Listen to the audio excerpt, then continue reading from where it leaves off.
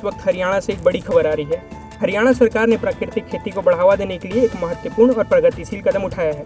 बता दें कि सरकार ने राज्य भर में प्राकृतिक खेती को बढ़ावा देने के लिए कृषि और किसान कल्याण विभाग के स्वामित्व वाली कृषि भूमि का इस्तेमाल करने का फैसला लिया है। प्रदेश सरकार की माने तो उसकी यह पहल पर्यावरण अनुकूल, कम लागत वाली और केमिकल फ्री कृषि परंपराओं को प्रोत्साहित करने के सरकार के दृष्टिकोण के तहत ही है।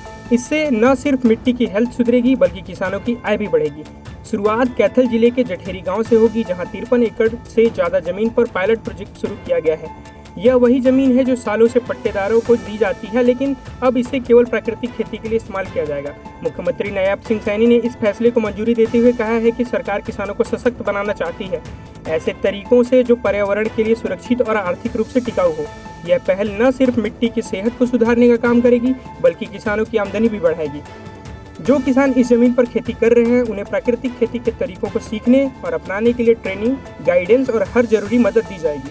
पायलट योजना की सफलता के बाद इसे पूरे राज्य में लागू किया जाएगा। सरकार का सपना है कि हरियाणा देश भर में प्राकृतिक खेती का उदाहरण बने। यह कदम सिर्फ खेती की दिशा ही नहीं बदलेगी, यह आने वाली पीढ़ियों के लिए एक हरित भविष्य की नींव रखेगी।